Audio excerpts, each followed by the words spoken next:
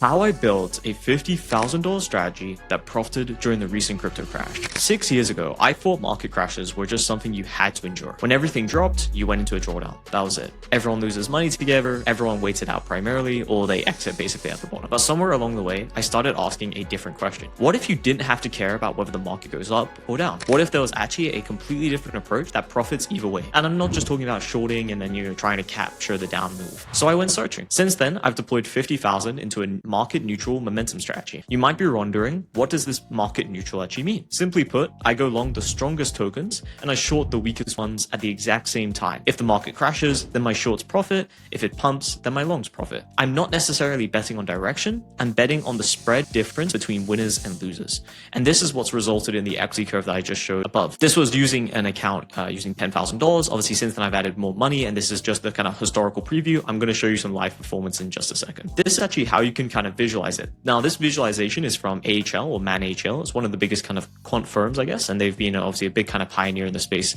for quite a long time. As you can see, you've got kind of the top 33% and the bottom 33% of how they're kind of depicting it for the FTSE 100. And everything in the middle that isn't necessarily, changing that much, it isn't really moving, we're ignoring those. And we're primarily going along the strongest assets and we're going short the weakest assets. I'll go more into this in just a second and kind of tell you exactly how we do this. But first, this isn't just theory or backtest results. This is coming from live positions with real capital deployed. When Bitcoin crashed almost 20% these past 2 weeks, and the strategy did this, it's primarily up around 16% and it's performed very well. Okay, but enough of me showing you, what it is. How exactly can you do this?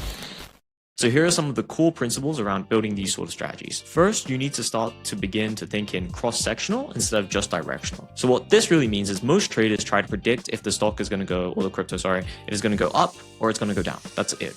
Instead, I'm focusing on which ones are currently outperforming versus underperforming relative to each other. This is what you'd normally call cross-sectional momentum. Now, why does this work? Well, strong assets tend to stay strong and weak assets tend to stay weak. A great example of this was actually ZEC, I believe, during a lot of the crashes. ZEC has continued to maintain very good momentum on the upside. However, when crypto actually starts to kind of recover, ZEC normally trends a bit downwards, at least on kind of recent historical data. And this one just kind of comes top to mind. But primarily what we're trying to do is by going along the strongest and short the weakest, you profit from the spread.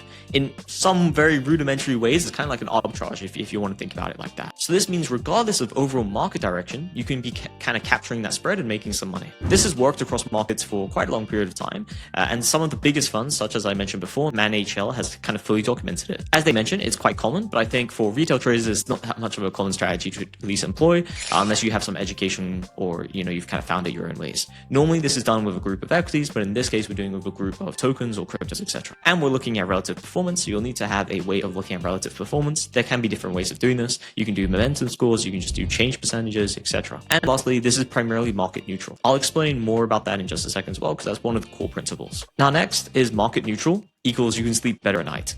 Especially in crypto where there is a lot of volatility, traditional crypto strategies can blow up when Bitcoin crashes. And we've seen a lot of this recently. A lot of top performers in crypto have given back a lot of their P&L because overall Bitcoin and the overall crypto market is down quite a lot. But by maintaining equal long and short exposure, so this means you will need to do volatility weighting. I'll explain more about this in a second if you've never heard of that before. The strategy itself is targeting to be market neutral. So this means if Bitcoin drops 20% tomorrow, my longs might drop 15%, but my shorts might gain 15%.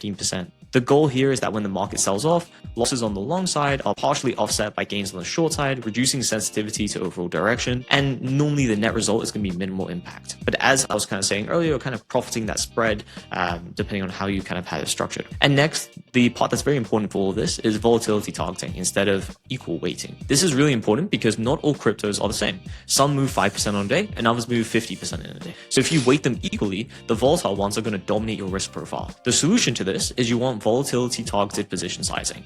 This means each position is sized so it contributes equal risk to the portfolio. This keeps drawdowns controlled and prevents any single asset from blowing up your whole strategy because you've oversized on one particular one. You can also see how this is kind of translated into different strategies on trend following and momentum. This is Man HL where they've employed different kind of filters. So you can see volatility targeting, volatility switching, dynamic vol scaling, momentum filter, etc. And you can see how they kind of all perform and slightly different. Next is multi-horizon momentum signals. This is really important. You don't just want to look at one time frame. I evaluate momentum across multiple horizons. You'll normally have a short term, a medium term and a long term. Now, I can't reveal exactly what our strategy is using for each one of these kind of filters, but I will say a lot of people, I think, look too short term. So their short term might be like the 1 minute candle or something like that. And most of the time that isn't going to work very well just because there's so much noise. But you can apply the same philosophy and see if it works for you, and you can do your own back tests. Now, the magic here really happens when all three align. So when an asset is strong across all timeframes, that's a high conviction signal. And you can also adjust sizing based on signal strength or just other filters in general, or just use it as a filter in general. Now, if you actually want the full strategy, we can't share everything on a YouTube video, just it takes a bit too much time, and we kind of have a full research paper that we write out. But if you're serious about systematic crypto trading and want to learn this exact approach, I'm opening up a couple more limited spots in the Crypto Momentum group. You're getting the complete strategy logic of the strategy I'm kind of going over on this video, plus other strategies we've put in the portfolio. You'll get direct access to me and also Pedma. He's my co-host on Systematic Shenanigans podcast. Be sure to check that out. We go over many like systematic and trading topics in general. And you get a community of serious traders that are all deploying capital in the market. Now, this isn't for everyone. Want a data-driven approach to crypto that actually works in bear markets? Then this is probably the thing that you're looking for. Click the first link in the description.